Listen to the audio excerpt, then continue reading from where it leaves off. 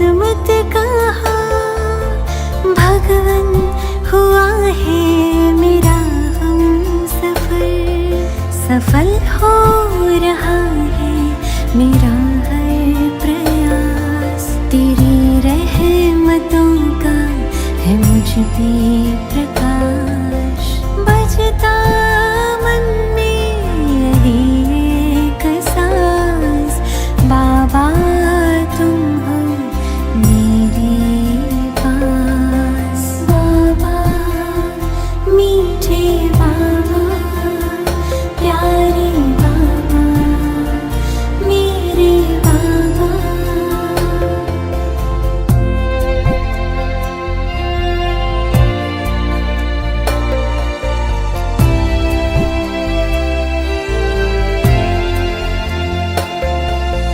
करन करावन हार हो तुम, करते हो मेरे सारे काम, करके स्वयं छिप जाते हो और मशहूर होता है मेरा नाम।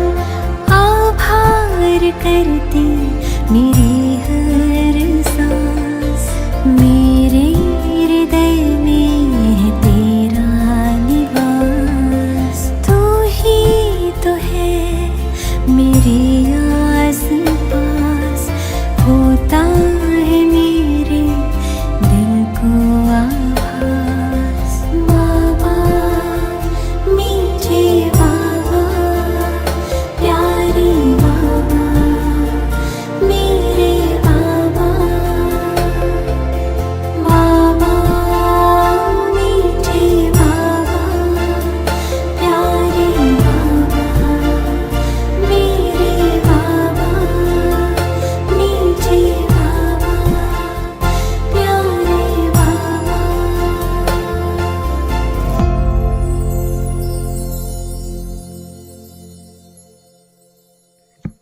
ओम शांति। कभी कभी हम गाइडेड कमेंट्री से मेडिटेशन करते हैं, कभी कभी ये सुंदर गीत भी भगवान से जुड़ने में मदद करते हैं। देखा आपने क्या था उसमें गीत में? किसी भी समय याद कर सकते हैं। जो मेन चीज़ थी कि भगवान को याद करने के लिए सिर्फ अलग से समय, अलग से स्थान निकालने की ज़रूरत नहीं है। अगर हम कोई कर्म भी कर रहे हैं, लेकिन वो भी अगर हम उसकी याद में करते हैं, तो वो कर्म भी, सिंपल कर्म भी डिवाइन एक्सपीरियंस बन जाता है। क्यों बन जाएगा डिवाइन एक्सपीरियंस सिंपल कर्म भी? चाहे आप किसी पेशेंट को देख रहे हैं, चाहे आप ऑफिस में काम कर रहे हैं, चाहे आप खाना बना रहे हैं, सिंपल कर्म है। कोई हमें सबको महान कर्म नहीं करने, सिंपल कर्म को महान बनाना है। एक है साधारण कर्म को महान बनाना। तो साधारण कर्म महान कब बनते हैं? जब स्थिति महान होती है। ऑर्डिनरी टास्क है, लेकिन जो अंदर की स्टेज है वो बहुत एलिवेटेड है, स्थिति बहुत महान है। तो साधारण कर्म भी ऐसे दिखाई देंगे जैसे ये कोई बहुत विशेष काम कर रहे, क्योंकि वो स्थिति से क्या रेडिएट होगा? वो स्थिति से क्या रेडिएट होगा? एक डॉक्टर है, भगवान की याद में पेशेंट को देखता है। एक कोई बॉस है, वो भगवान की याद में अपना काम करता है, तो उससे क्या रेडिएट होगा? वाइब्रेशन। और वो वाइब्रेशन कैसा होगा? शांति का, प्यार का, सम्मान का, खुशी का। उससे वायुमंडल धीरे धीरे बदलना शुरू हो जाता है। इसलिए हम कई बार कहते हैं कि क्यों आंखें खुली करके करना है? क्योंकि ये तो करना ही है ना, ये तो एक याद की यात्रा है और कुछ नहीं है। ये तो याद की यात्रा है। ज़्यादा से ज़्यादा समय हमें उसकी याद में रहना है, क्योंकि जिसको याद करेंगे, जिसको याद करेंगे हमारे पास आएगा, वो हमारा ही है। अभी कहाँ से आएगा? हमारा ही है। क्या होता है? जिसको याद करते हैं, हमारा मन जिससे जुड़ जाएगा, उसका प्रभाव हमारे ऊपर पड़ना शुरू हो जाएगा। आप करके देख लो, ये जिसको आप याद करेंगे, आपका मन जिससे जुड़ा होगा, जिससे भी, चाहे वो व्यक्ति है, चाहे वो परमात्मा है, जिससे जुड़ेगा उस व्यक्ति की, उस आत्मा की या परमात्मा की जो स्थिति है, उसका वाइब्रेशन, वो सारा ऐसे ना डाउनलोड होना शुरू हो जाता है। जैसे हम रेडियो सुनते हैं ना, तो हम रेडियो पर क्या करते हैं, हमें फ्रीक्वेंसी सेट करनी होती है। गाना तो वहां पर बज रहा होता है, हमारी फ्रीक्वेंसी सेट नहीं होती। जैसे हम फ्रीक्वेंसी सेट करते हैं, वो गाना हमें सुनाई देने लगता है, अब सुनाई देने लगता है। ऐसे परमात्मा तो है, सागर तो है, सागर तो अपनी लहरें फैला रहा है, लेकिन हमने कभी उसके साथ क्या नहीं किया, कनेक्ट नहीं हुआ, इसलिए वो अनुभव नहीं हुआ। अब जैसे ही कनेक्ट होगा, वो सारा का सारा वाइब्रेशन, शक्तियाँ, गुण आपको अपने जीवन में अनुभव होनी शुरू हो जाएंगी। और फिर जीवन कैसी हो जाती है, वही सफ़र है, वही यात्रा है। बाहर धीरे धीरे सब बदलता है, बदलता भी है, क्योंकि संकल्प से सृष्टि बनती है। संकल्प बदलने लगते हैं तो सृष्टि भी बदलने लगती है। लेकिन सबसे पहले कौन बदल जाता है, सबसे पहले कौन बदल जाता है, हम। वही परमात्मा करने आया है, जो हमने कल भी देखा। ये लाइन लिखें, स्व परिवर्तन से विश्व परिवर्तन होगा। सबको विश्व को परिवर्तन करना है, सिस्टम को चेंज करना है, करप्शन को ख़त्म करना है, अत्याचार भ्रष्टाचार को ख़त्म करना है। लेकिन कहाँ से ख़त्म करना है, सबको कहाँ से ख़त्म करना है, बाहर से, बाहर से ख़त्म करना। आज आपके घर में ही 4 जने हैं, आपको वहाँ अपने घर में शांति चाहिए, तो कैसे होगा? हाँ जी, सब अपनी अपनी रिस्पॉन्सिबिलिटी उठाएंगे तो घर शांत हो जाएगा कि नहीं? उसके लिए आपको बाहर थोड़ी ना कुछ करने की ज़रूरत है। हर एक को किसकी रिस्पॉन्सिबिलिटी उठानी है, अपनी। हर एक अपनी उठाएगा तो धीरे धीरे वो चेंज आना ऑटोमेटिकली शुरू हो जाएगा। तो परमात्मा ने आकर जब ये कार्य शुरू किया, तो पहली लाइन हमको सिखाई कि जो पहली चीज़ है, स्व परिवर्तन से विश्व परिवर्तन होगा, जिसको दूसरे शब्दों में कहा, संस्कार परिवर्तन से संसार परिवर्तन होगा। अगर संसार को परिवर्तन करना है तो किसको परिवर्तन करना पड़ेगा, संस्कार को। नहीं तो आप बाहर कितना भी चेंज ले आओ, जो हम कई बार दुनिया में करते भी है ना, हम सिस्टम को चेंज करने की कोशिश करते हैं। हम छोटी छोटी चीज़ों को, समझो कैशलेस करेंगे, फलाना करेंगे, बाहर कोशिश करते हैं सब ठीक करने के, पर वो जो बीज होता है वो कहाँ पर है, अंदर। तो फिर कोई नया तरीका निकल आता है, फिर कुछ ऐसा हो जाता है जिसके अंदर गड़बड़ होनी शुरू हो जाती है, क्योंकि वो जो काम, क्रोध, लोभ, मोह, अहंकार नहीं निकलता, तो बाहर चेंज आता ही नहीं है। हमारे एक ज्ञान में ही चलते हैं, एक सीनियर जज है, बहुत सीनियर जज हैं, उन्होंने हाई कोर्ट के लिए भी बहुत काम किया है। वो सुनाते हैं कि जब वो ज्ञान में आए और उसके बाद जब उन्होंने प्रोफेशन तो कर ही रहे थे, कहा फिर जब मैं बैठ करके दिन में केसेस करता था, और दिन में कई बार जज लोग 40-40 केसेस भी निपटाते हैं, 40-50 केसेस। कहा ज्ञान में आने के बाद मैंने रियलाइज किया, हर केस जो सामने आता था, हर हियरिंग, ये 5 विकारों में से कोई एक होता था। हर केस, चाहे वो डोमेस्टिक वायलेंस का है, चाहे वो स्कैम केस है, चाहे वो फिजिकल अब्यूज का केस है, चाहे वो कोई भी है, लेकिन वो 5, इन 5 के कारण कोई ना कोई केस होता था। सत्युग की दुनिया में डॉक्टर, लॉयर, जज, कोर्ट, ये सब होगा? आपको क्या लगता है, होगा ये सब? कुछ नहीं होगा। वो दुनिया ही कैसी है, देवी देवताओं की महिमा क्या है, अभी इसको लिख लो। धीरे धीरे ये चीज़ें भी पक्की होनी चाहिए, क्योंकि हमें नई दुनिया बनानी है। तो नई दुनिया में जाने के लिए अंदर में क्या होना चाहिए, तो देवी देवताओं के लिए जो 5 चीज़ें कहते हैं, पहला, सर्वगुण संपन्न। कैसे होने चाहिए वो, सर्वगुण संपन्न होने चाहिए। दूसरा,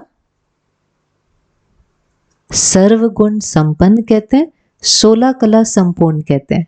16 कला का मतलब होता है, कई बार हम कहते हैं ना कि ये बात 16 आना सच है। कहा है आपने कभी 16 आना सच है? माना 16 आना सच का मतलब क्या होता है, ये बात 100%। तो 16 कला संपूर्ण का मतलब क्या है, संपूर्ण का मतलब क्या होता है, परफेक्ट। संपूर्ण है ना, कंप्लीट है। संपूर्ण को इंग्लिश में क्या कहते हैं, कि वो चीज कंप्लीट है। तो 16 कला संपूर्ण का मतलब क्या है, 100% परफेक्ट है, सर्वगुण संपन्न है, 16 कला संपूर्ण है। तीसरा संपूर्ण निर्विकारी है। निर्विकारी माना जिसके अंदर कोई विकार नहीं। और संपूर्ण माना कंप्लीट, माना वो ऐसी आत्मा है जिसके अंदर कोई भी विकार नहीं है। 3 हो गए। पहले कौन सा था? सर्वगुण संपन्न, 16 कला संपूर्ण, संपूर्ण निर्विकारी। अगला मर्यादा पुरुषोत्तम। मर्यादा पुरुषोत्तम का मतलब उत्तम से उत्तम पुरुष जो किस पर चलते हैं? मर्यादा। मर्यादा किसको कहते हैं? डिसिप्लिन। ऑटोमेटिकली नेचुरली वो आत्मा मर्यादाओं पर चलती है, उसको मर्यादाओं पर चलाना नहीं पड़ता। वह आत्मा इतनी पावरफुल है कि वह ऑटोमेटिकली नेचुरली मर्यादाओं पर चलती है। वो लॉलेस दुनिया नहीं है, लेकिन वहां पर हर कोई नेचुरली लॉ पर चलता है। मर्यादा पुरुषोत्तम। और लास्ट अहिंसा परमो धर्म, माना उन आत्माओं का धर्म ही क्या है? धर्म ही उनका क्या है? अहिंसा। हिंसा है ही नहीं उस दुनिया में। इस दुनिया को हम कहते हैं, इस दुनिया को हम कहते हैं सतयुग। ये कलयुग है। ये दुनिया क्या है? जहां पर हर आत्मा क्या है? सर्वगुण संपन्न है, 16 कला संपूर्ण है, संपूर्ण निर्विकारी है, मर्यादा पुरुषोत्तम है, अहिंसा परमो धर्म। ये है डिग्री जिसको कहते हैं ना, जैसे आपको डॉक्टर बनना है तो आपको एक डिग्री चाहिए होती है। एमबीबीएस की डिग्री है, फिर एमडी की डिग्री है, तो ही तो आप डॉक्टर कहलाएंगे ना। अगर आपको देवता बनना है, वरना देवता एक आत्मा ही तो है ना, लेकिन उसके अंदर ये सारी क्वालिफिकेशन है, उसकी ये डिग्री है। तो जब आत्मा के अंदर ये सारी क्वालिफिकेशन थी तो उस समय को क्या कहते थे? देखो आ जाओ साइकिल पर। उस समय को क्या कहते थे? सतयुग और त्रेता। सतयुग से त्रेता क्यों बना? सतयुग से त्रेता क्यों बना? कौन सा लॉ है जो काम करता है सृष्टि पर? कौन सा लॉ है जो सृष्टि पर काम करता है? हर चीज नई से पुरानी अपने आप होती है, उसको करना नहीं पड़ता। जिसको हम लॉ ऑफ एंट्रोपी कहते हैं, डेप्रिसिएशन कहते हैं, वो नेचुरल लॉ है। आप कोई भी चीज नई भी रख दो, लेकिन वो भी धीरे धीरे क्या होगी?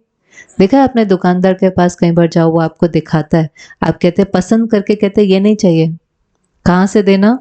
अंदर से देना, क्योंकि वो बाहर पड़ी पड़ी भी क्या होती है, थोड़ा सा उसमें फर्क पड़ जाएगा। ये नियम है, हर चीज नई से पुरानी होती ही है। लेकिन फिर धीरे धीरे त्रेता से द्वापर और द्वापर से कलयुग क्यों आ गया? वो सिर्फ नई से पुरानी नहीं हो रही थी, एक और चीज होने लगी थी। एक और चीज होने लगी थी, बहुत बड़ा शिफ्ट एक और आने लगा था। हम क्या बोलने लगे थे? वो गुण क्यों कम हो रहे हैं? बैटरी क्यों डिस्चार्ज हो रही है? क्यों संस्कार चेंज हो रहे हैं? क्योंकि सतयुग त्रेता में नेचुरली मुझे पता है कि मैं कौन हूं? आत्मा हूं। लेकिन फिर क्या हो रहा है? बार बार शरीर छोड़ा, शरीर लिया, शरीर छोड़ा, शरीर लिया, कॉस्ट्यूम छोड़ा।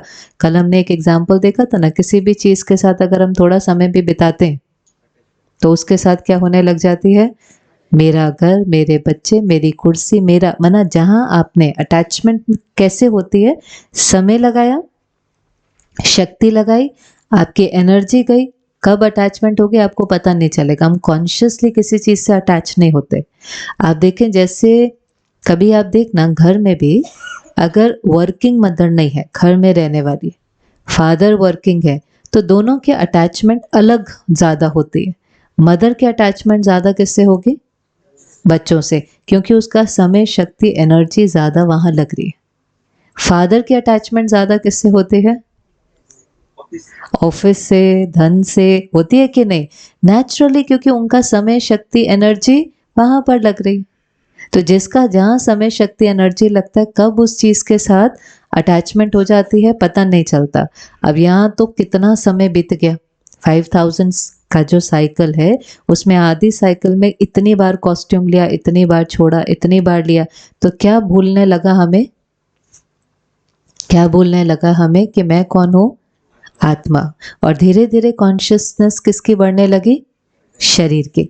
तो जब शरीर की कॉन्शियसनेस बढ़ने लगी तो सबसे पहले अटैचमेंट किसके साथ हो जाती है? शरीर के साथ। अब आपको याद होगा पहला चैप्टर ही था, अटैचमेंट कैसे कैसे बढ़ती है, शरीर के साथ, फिर पेरेंट्स के साथ, फिर जो जो हम प्राप्त करते जाते। क्योंकि अब मुझे भूल गया ना, मैं एनर्जी हूँ, अब मैं मैटर हूँ। तो जो मटेरियलिस्टिक दुनिया में है उसके साथ अटैचमेंट होने लगती है, चाहे वो हमारा शरीर है, वो परिवार है, वो पोजीशन है, वो बैंक बैलेंस है, वो नाम है, जो जो हम अक्वायर करते जाते हैं उसके साथ क्या होते जाते हैं, अटैचमेंट होगी तो नेचुरली क्या पैदा होगा अंदर में, डर पैदा होगा। नेचुरल सी बात है, आपको उसको खोने का डर होगा। और क्योंकि वो सारी की सारी चीजें विनाशी हैं, तो आज नहीं तो कल वो छूटेंगे, तो फिर क्या होगा, दुख होगा। तो ये सारी चीजें बहुत धीरे धीरे आने लगती है, लगाव आया, गुस्सा आया, क्रोध आया, भय आया। कौन से 5 विकार धीरे धीरे आने लग जाते हैं, काम, क्रोध, लोभ, मोह, अहंकार। अब जब ये विकार आते हैं तो जो कर्म होगा, द्वापर माना 2 पुर हो गए, 2 पुर, कभी सुख कभी दुख, कभी शांति कभी अशांति, कभी सत्कर्म हो रहा है, कभी कभी विकर्म हो रहा है। गुणों से कर्म कर रहे हैं तो सत्कर्म हो रहा है, जिस समय विकारों के वश हुए तो क्या कर्म होने लगा, विकर्म होने लगा। आत्मा की बैटरी थोड़ी थोड़ी और डिस्चार्ज होने लगी। जब दुख अनुभव होता है तो कौन याद आता है, भगवान याद आता है। ये सब यहाँ रिकॉर्डिंग है, ये तो केवल वापस अवेयरनेस में हमारे हैं, ऐसा नहीं हमें पता नहीं है ये बातें। नेचुरली फिर जब दुख होता है तो भगवान याद आता है।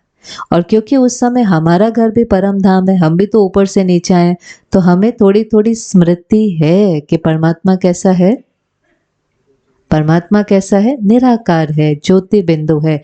इसलिए हमने सबसे पुराने मंदिर किसके बनाए, शिव के। सबसे पुराने मंदिर जो हैं वो शिव के हैं, 12 ज्योतिर्लिंग का गायन है।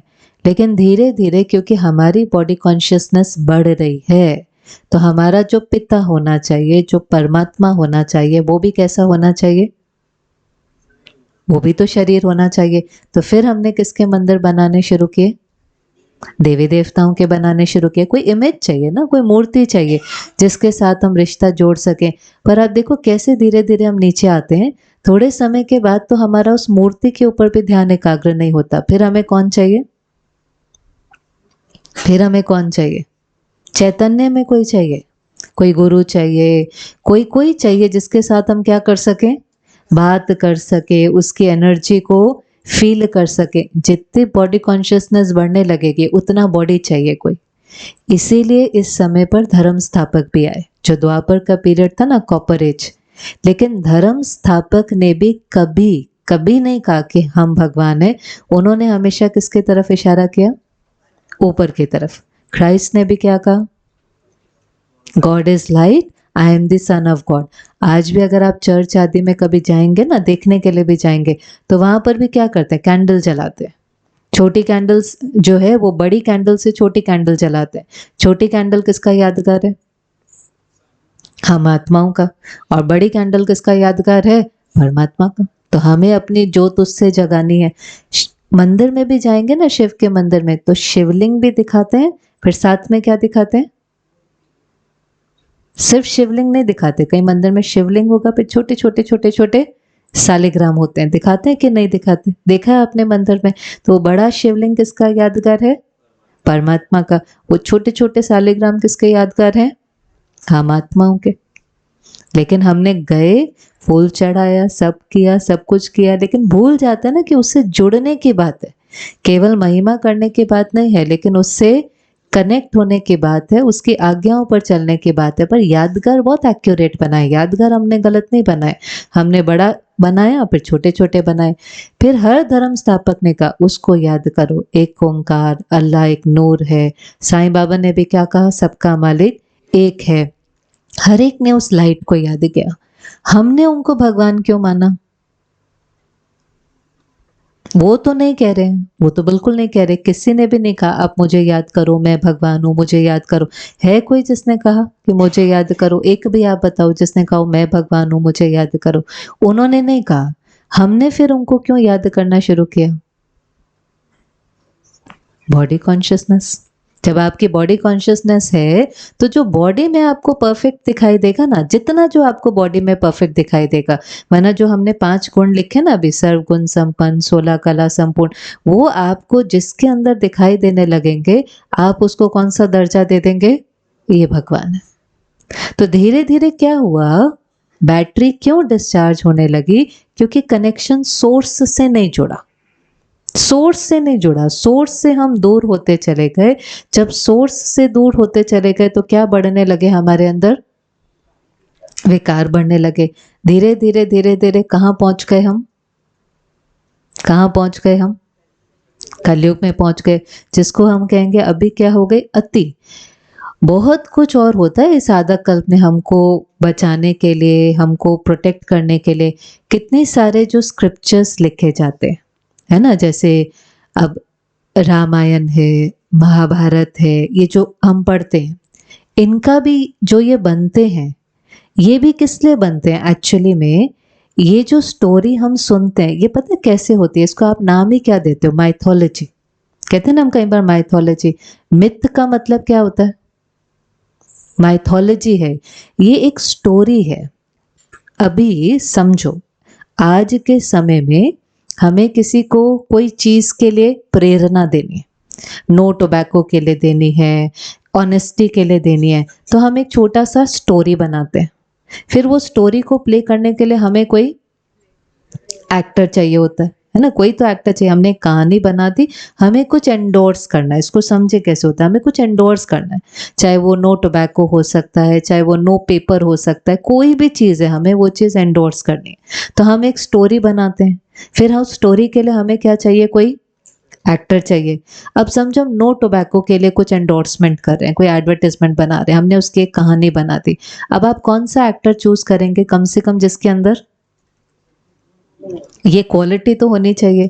स्टोरी उसकी नहीं होगी क्योंकि स्टोरी तो आपने लिखी है, लेकिन फिर भी आप एक्टर तो वो चूज करेंगे ना जिसके अंदर कम से कम वो क्वालिटी हो। फिर वो एक स्टोरी बन जाती है, उससे लोगों को इंस्पिरेशन मिल जाती है।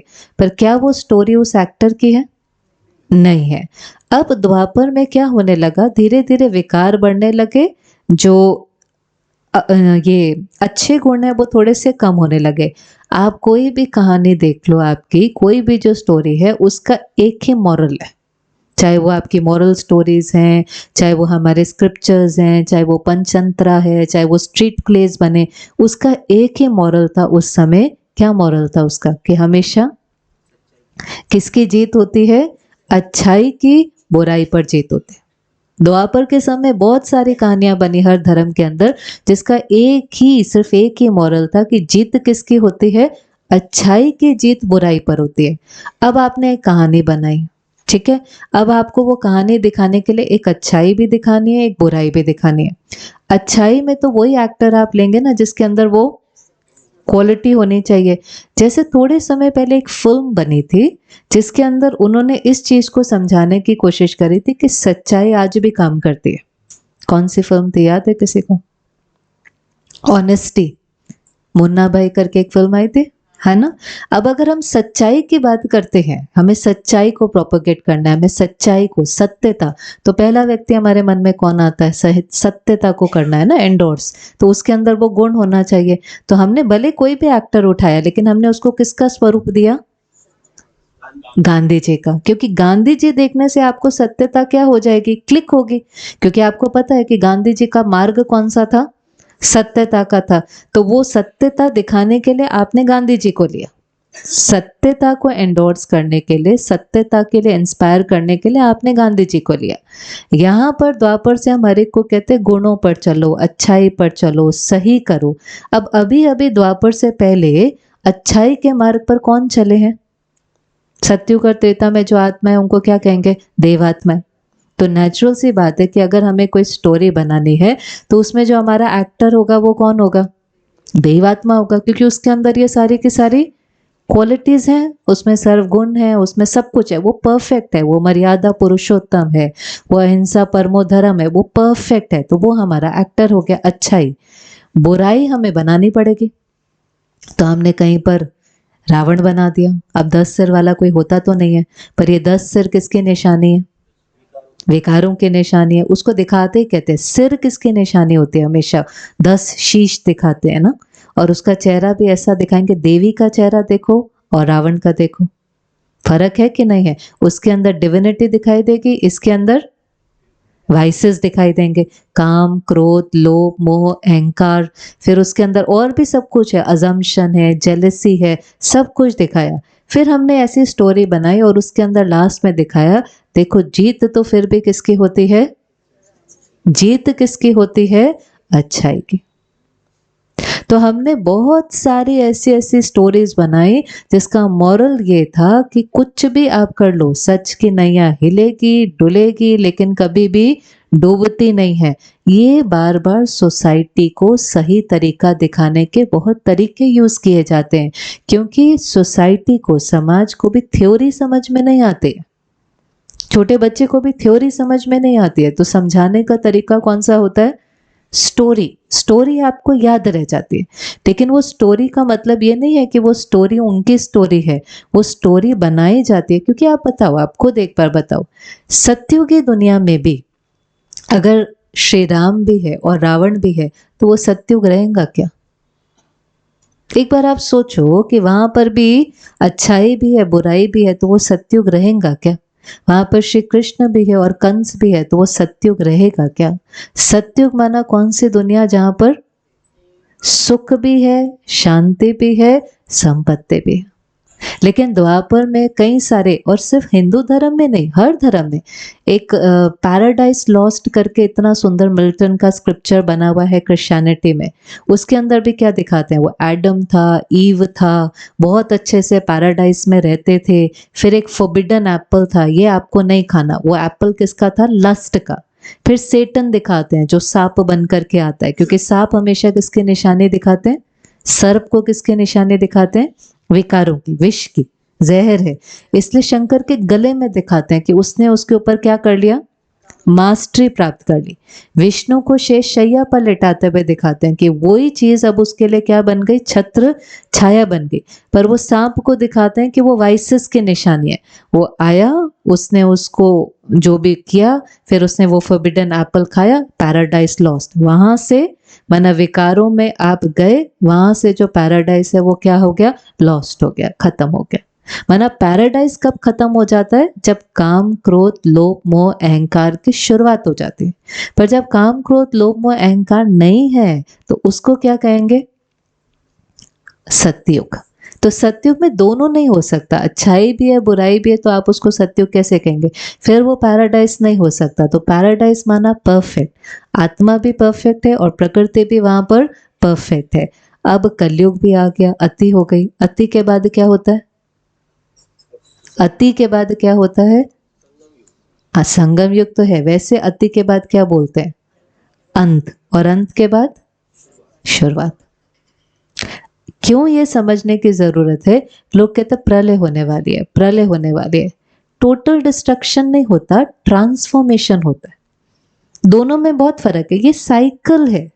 जैसे आपको कई बार सीजन देख करके भी लगेगा पतझड़ हो गई, सब खत्म हो गया, सब खत्म हो गया, फिर क्या होता है? फिर उसके बाद वापस सब कुछ ठीक हो जाता है, हरा भरा हो जाता है। घोर अंधियारी रात होती है, बिल्कुल पिच डार्क होता है। कभी वो टाइम देखना जब वो उसमें, आजकल तो पता चल जाता है ना सनराइज कितने बजे होने वाला है, घड़ी में लिख करके आ जाता है। आप उससे 15 मिनट पहले जाना, कैसा आपको लगेगा? 15 मिनट, आधा घंटा, पिच डार्क, घोर अंधियारी रात। और फिर धीरे धीरे धीरे धीरे उस समय पर क्या हो जाता है? सोजरा हो जाता है। ये साइकिल है।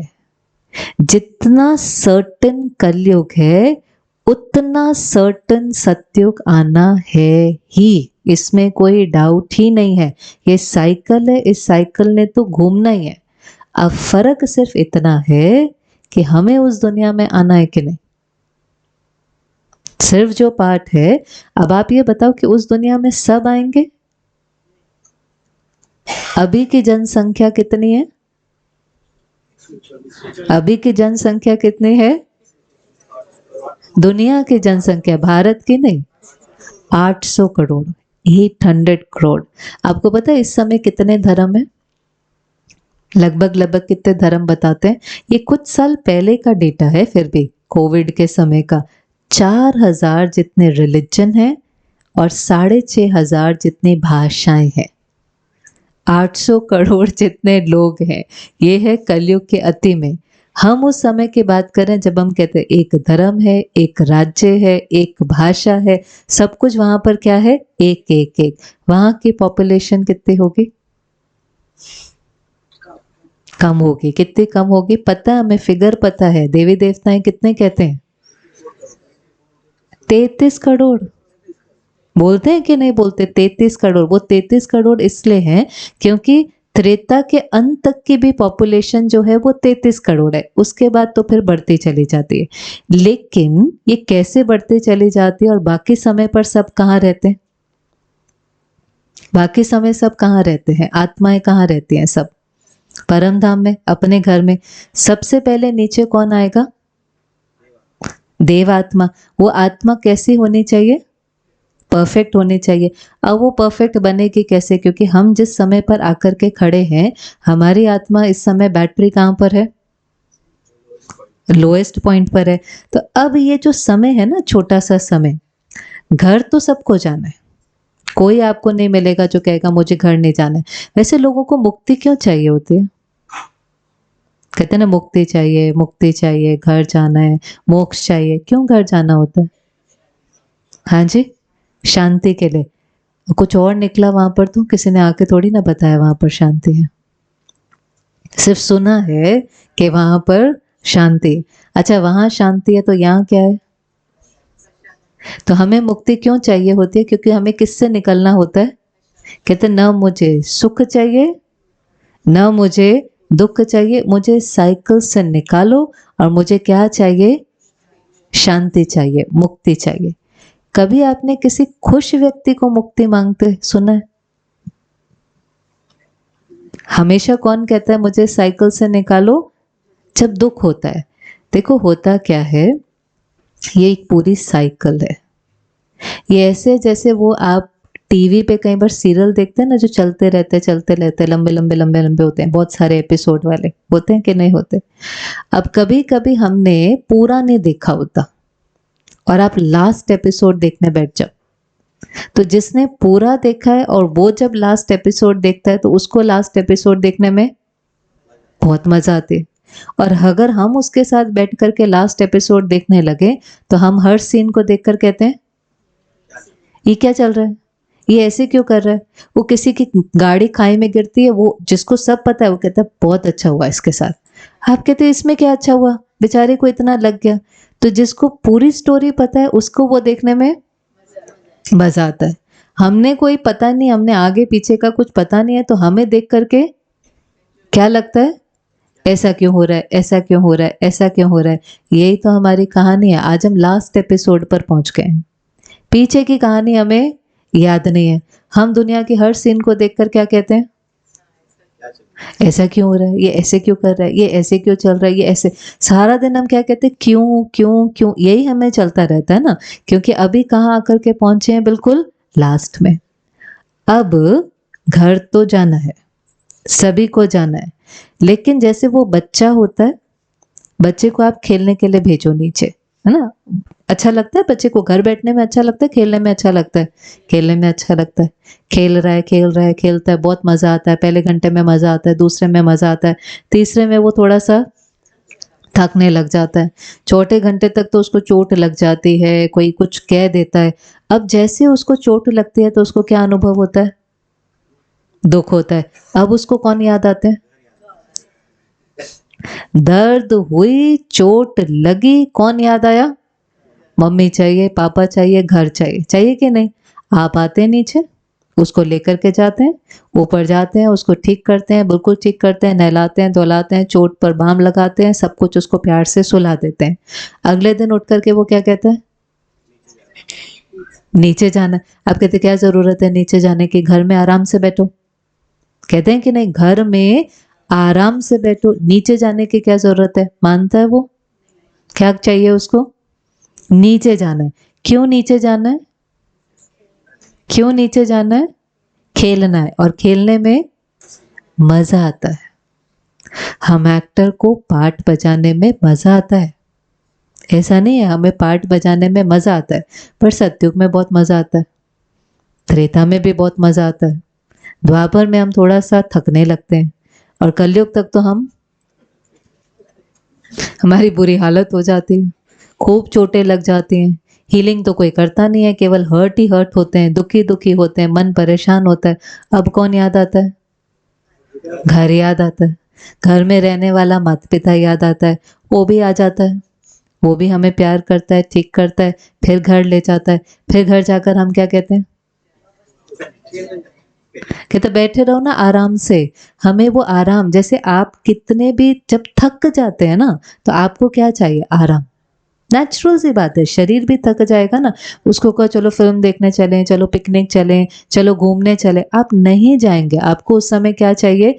आराम चाहिए।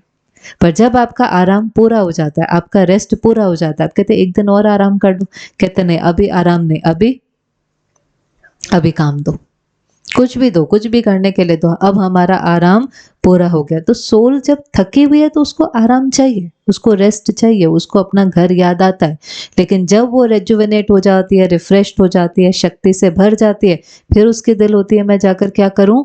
पार्ट बजाऊं। क्योंकि एक्टर को पार्ट बजाना अच्छा लगता है, उसको प्ले करना, पार्ट बजाना, एक्ट करना, इंटरैक्ट करना, ये उसको अच्छा लगता है।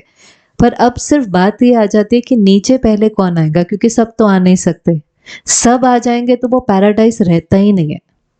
जैसे आपके घर में अगर 5 की जगह है और अगर वहां पर 50 आ जाए, बताओ क्या होगा?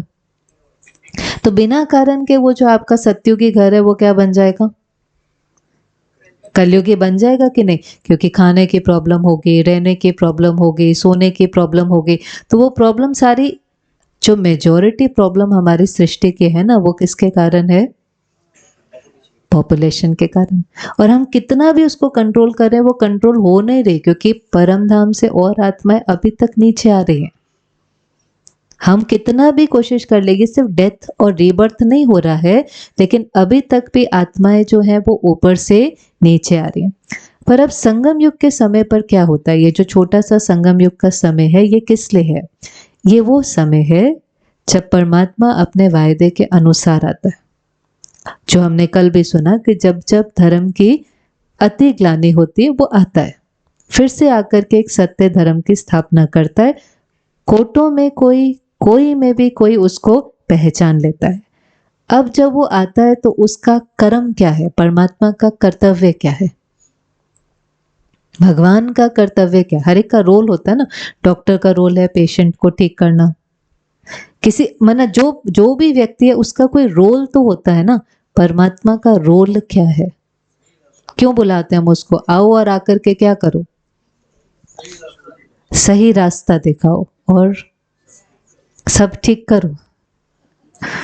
मैं सब खराब करूं, आप आकर के सब कुछ ठीक करो। तो वो किसको ठीक करता है? किसको ठीक करेगा?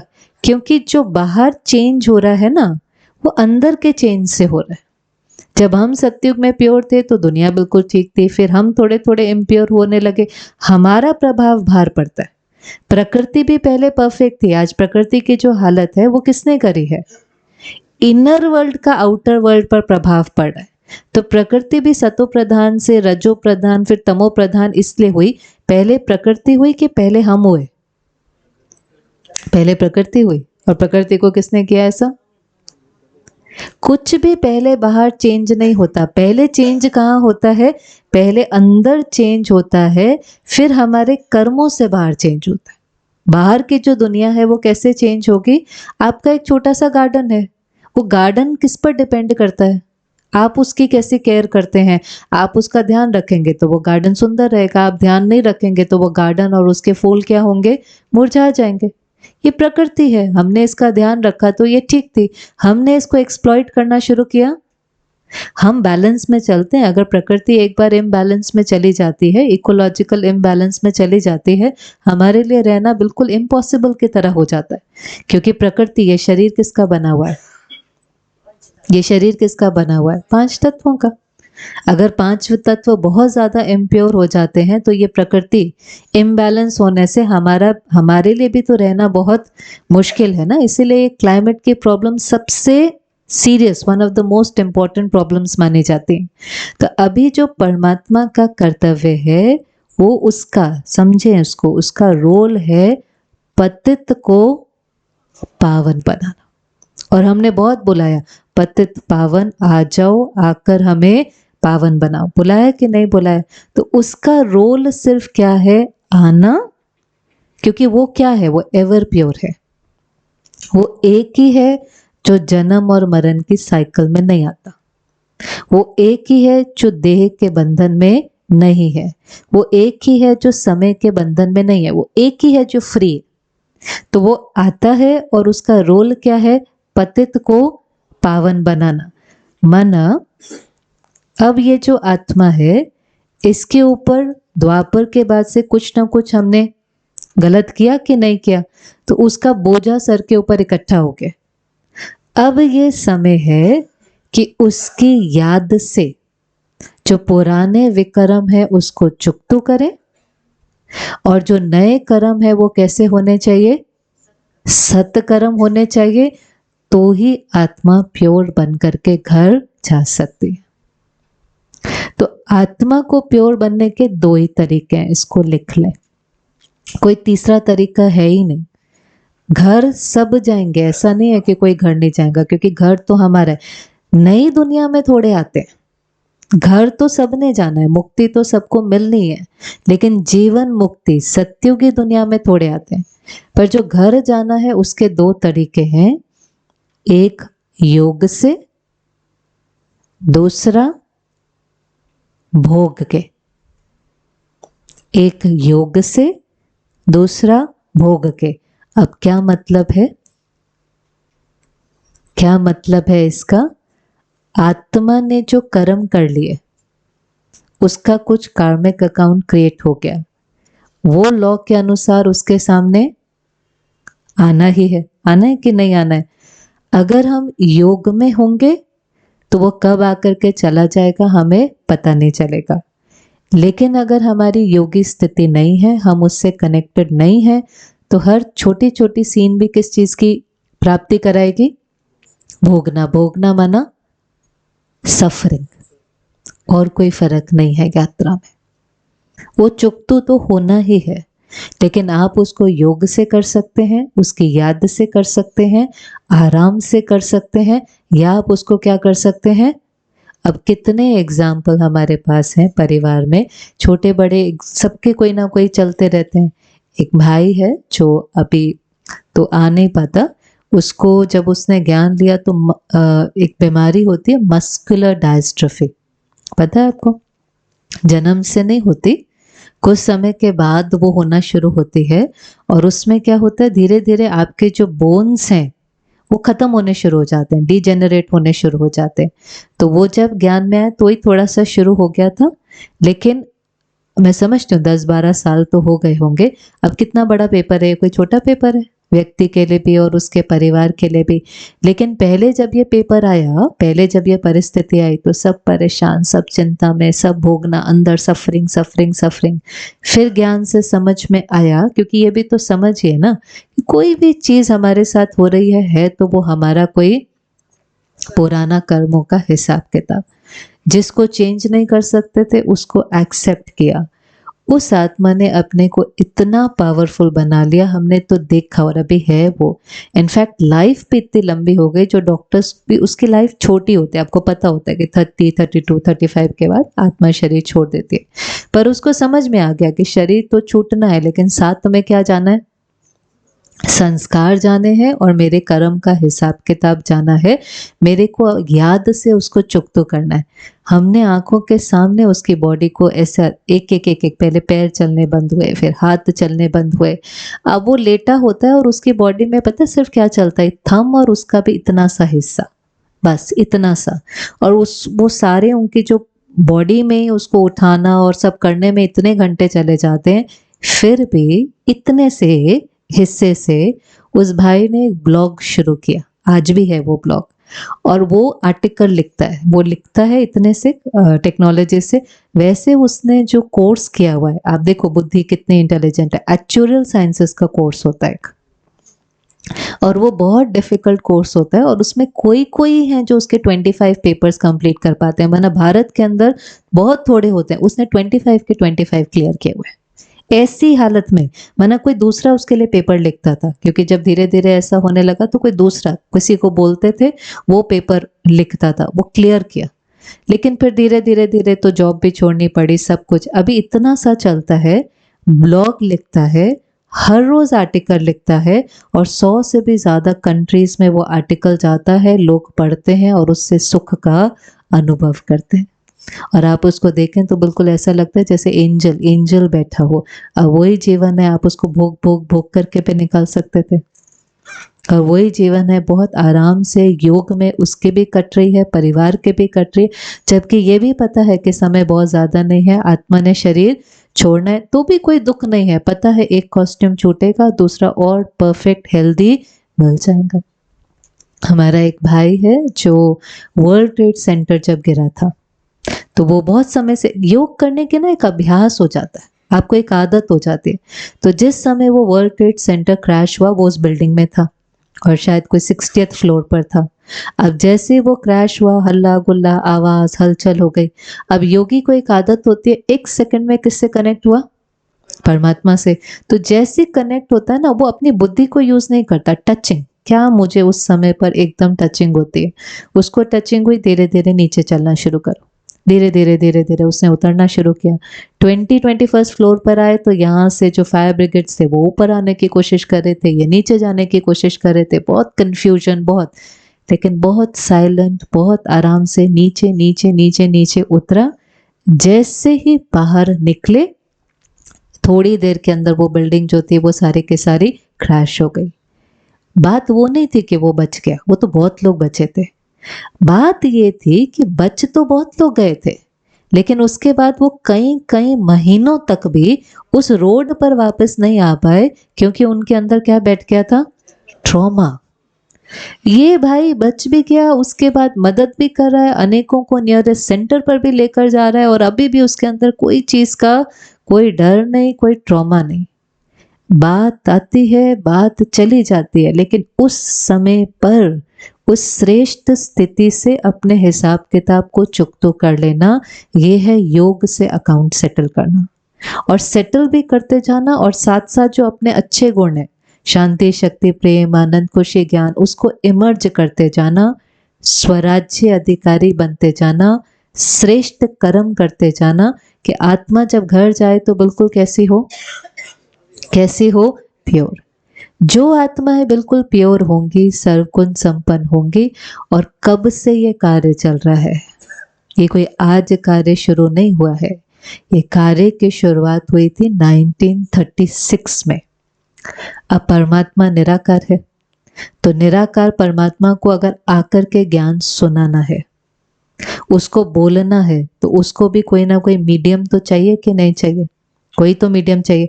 जैसे ड्राइवर गाड़ी के बिना कुछ नहीं कर सकता, ऐसे भले परमात्मा है, ज्ञान का सागर है, शक्तियों का भंडार है, लेकिन उसको भी अपना कार्य करने के लिए कोई मीडियम तो चाहिए कि नहीं चाहिए?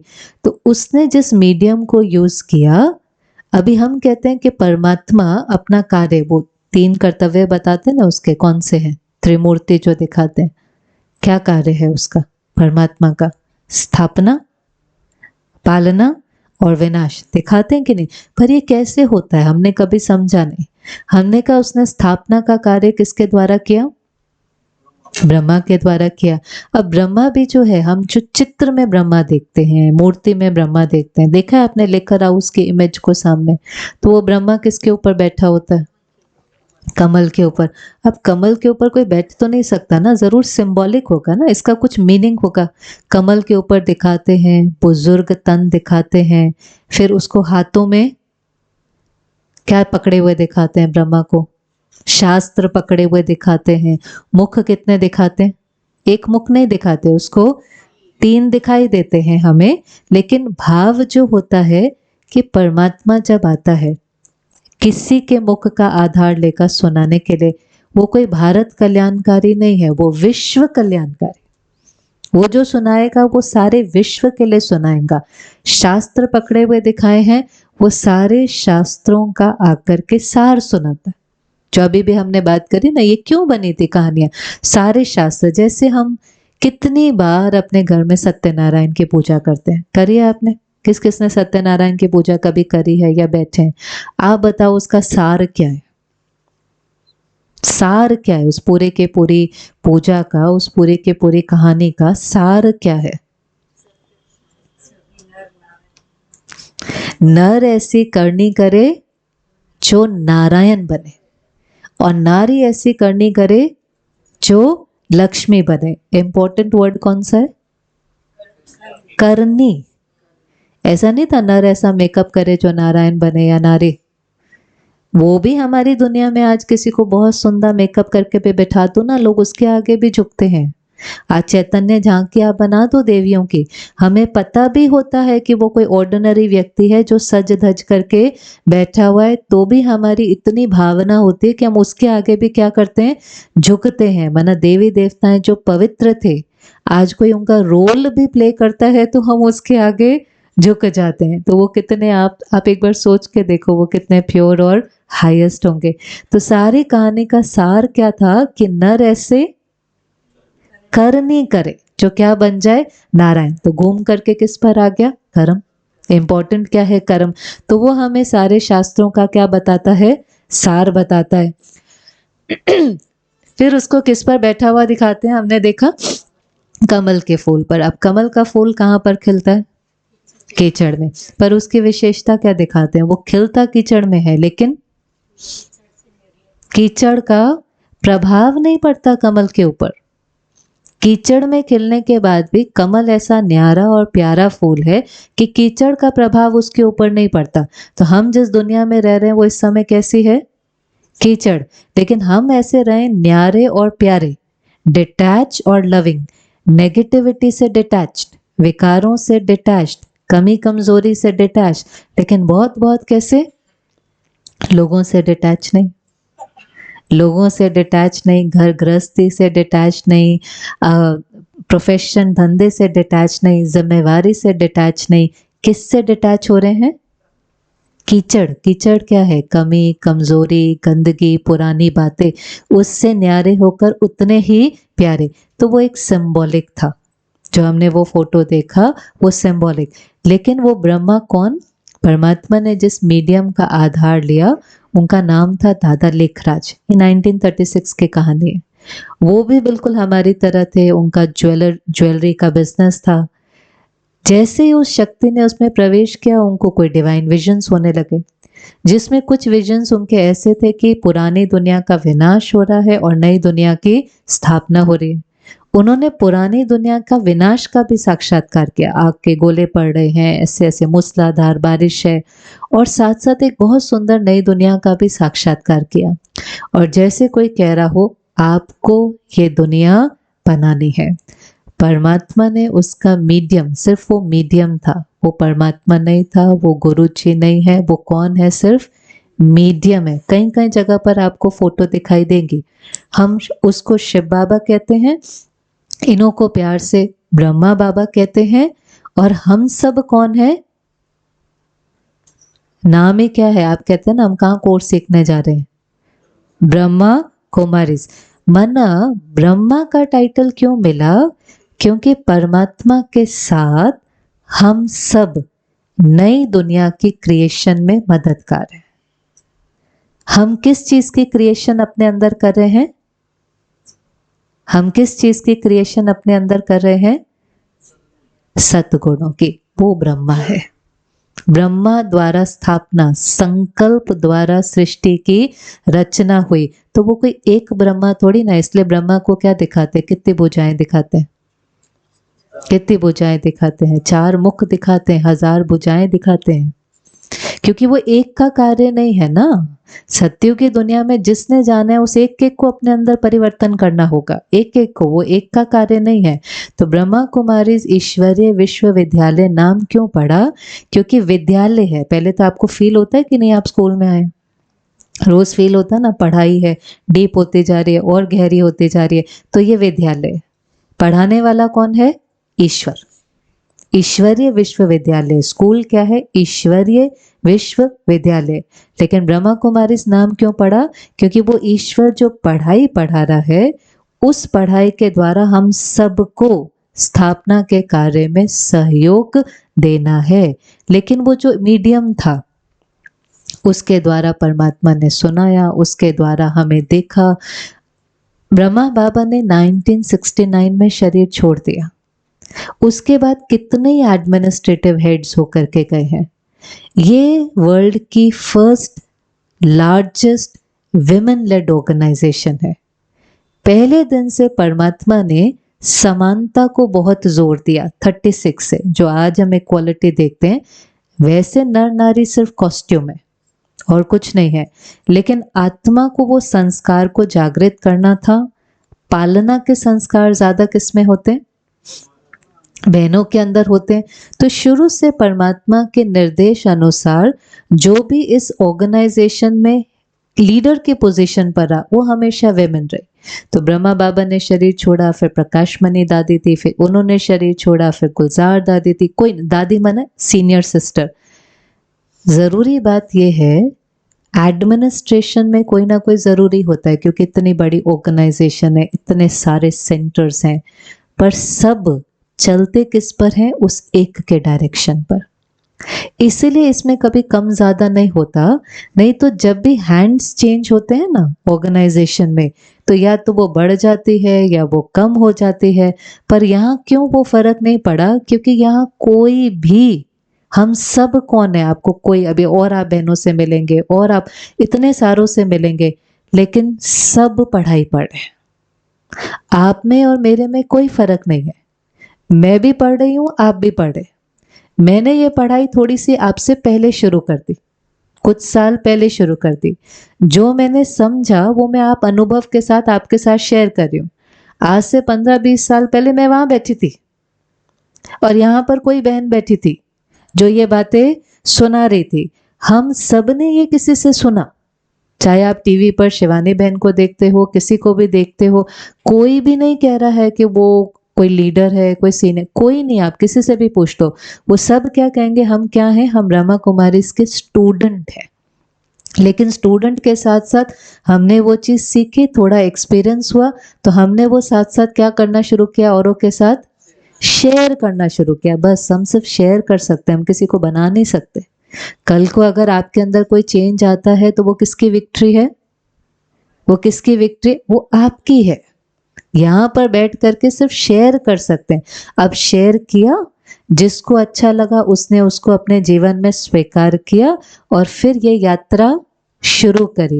ये 15 दिन में ना यात्रा पूरी नहीं होती है। एक्चुअली में 15 दिन में यात्रा पूरी थोड़ी ना होती है। 15 दिन के बाद तो ये यात्रा शुरू होती है। लेकिन अब वो शुरू करनी है या नहीं करनी, वो हर एक का अपना पर्सनल डिसीजन होता है। इसलिए जब आप आते होंगे तो आप कितने और लोगों को आते हुए देखते होंगे ना यहाँ पर रोज। वो हैं जो रोज आते हैं। आप यहाँ पर भी सेवाधारी देखते होंगे, वो सालों से आ रहे हैं। वो सालों से रोज आते हैं, 1 घंटा ऐसे स्टडी करते हैं, फिर वापस चले जाते हैं। कोई कोई प्रोफेशन, कोई कोई, पर उन्होंने इसको लाइफस्टाइल बना लिया कि 1 घंटा आना है, पढ़ना है, वापस जाना है। ये हमारी प्रोटेक्शन है। ज्ञान स्नान हमें रोज करना है, योग हमें रोज करना है। बाकी हमारी जीवन जैसे चलती है वैसी चल रही है, क्योंकि अब हमारा लक्ष्य क्या है? अब हमारा लक्ष्य क्या है? पवित्र बनना। पवित्र बनने के लिए हम बहुत मेहनत करते हैं, हम बहुत स्नान आदि भी करते हैं कि नहीं करते हैं? जब हम स्नान करते हैं तो कौन पवित्र होगा? और कर्म किसने किए हैं? आत्मा को कौन सा स्नान कराना पड़ेगा? पर वो अच्छा नहीं लगता ना ज्ञान स्नान कराना। पानी का स्नान इजी लगता है, इतनी भीड़ क्यों लगती है? कल मुझे किसी ने बहुत सुंदर मैसेज दिखाया। उस मैसेज में लिखा हुआ था, हर एक को अपने कर्म का पता है, नहीं तो गंगा के किनारे इतनी भीड़ थोड़ी ना लगती। माना हम सबको लगता है कि जो कुछ है पता तो होता है, थोड़ा बहुत डुबकी लगाएंगे तो क्या हो जाएगा? सेटल। कैसे हो सकता है आप बताओ?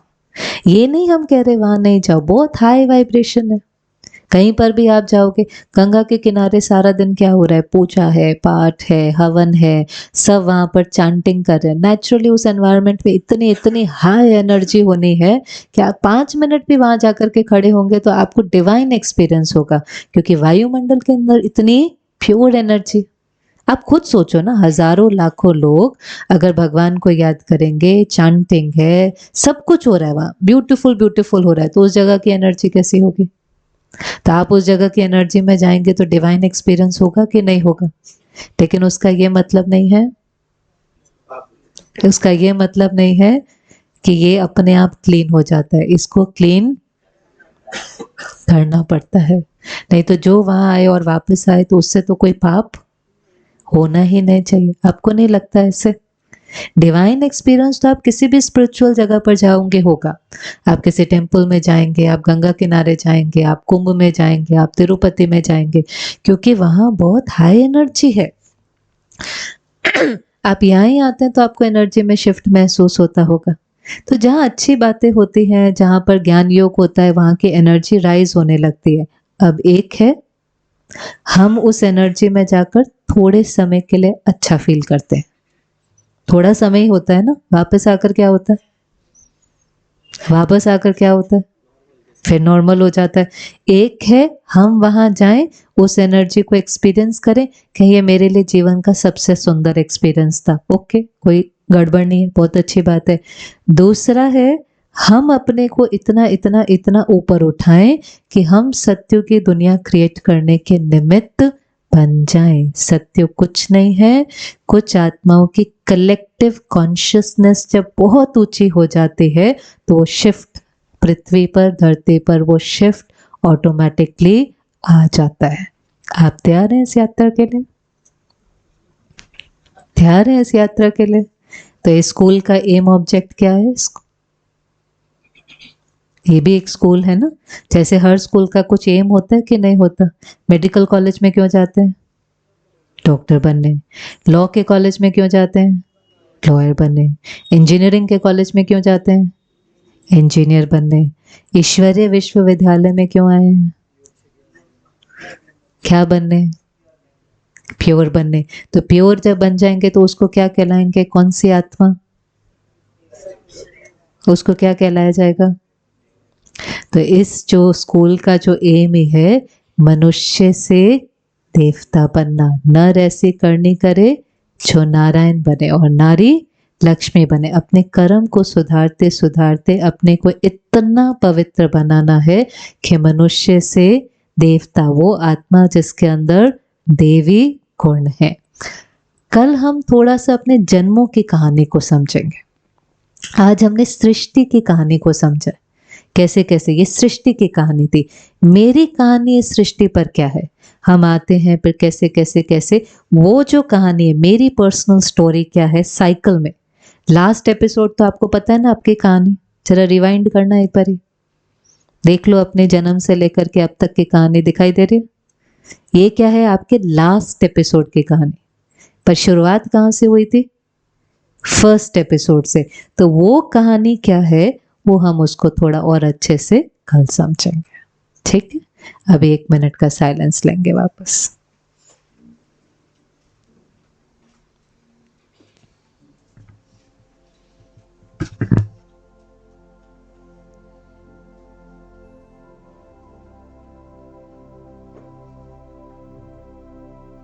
कुछ पलों के लिए अपने को देखें। हम सब परम धाम में रहते थे, शांति के दुनिया में, बिल्कुल शांत थे। फिर हम नीचे इस दुनिया पर आए और हमने पाठ बजाना शुरू किया। बुद्धि की आंख से देखें, जिस समय हम सृष्टि पर आए थे वो सृष्टि बिल्कुल परफेक्ट थी, प्रकृति भी परफेक्ट थी। उस दुनिया में सुख शांति संपत्ति थी। लेकिन समय बीतता चला गया, हम विकारों के वश हो गए। आत्मा ने दुख का अनुभव करना शुरू किया। हमने भगवान को याद किया। समय का कांटा फिरता रहा और अब हम आकर पहुंचे हैं संगम युग पर। वो छोटा सा युग जब परमात्मा स्वयं हमें पतित से पावन बना रहे हैं। ये तो बहुत भाग्य की बात है। घर तो सबको जाना है और दो ही तरीके हैं, चाहे तो योग से, चाहे तो भोग के। लेकिन जीवन की यात्रा भोगें क्यों? इस समय पल पल उसको याद कर अपने को इतना शक्तिशाली बनाए कि पहाड़ भी राई बन जाए। अब वो समय है जब हमें उसको प्यार से याद करके आत्मा को पावन बनाना है। वो सिर्फ पानी के स्नान से नहीं, ज्ञान के स्नान से होगा, भगवान के प्यार से होगा, उसकी श्रीमत और आज्ञाओं पर चलने से होगा। आज से संकल्प करें, मुझे ये रूहानी पढ़ाई पढ़कर मनुष्य से देवता बनना ही है। मुझे अपने अंदर डिवाइन क्वालिटीज धारण करनी ही है। मुझे अपना हाईएस्ट बेस्ट वर्जन बनना ही है।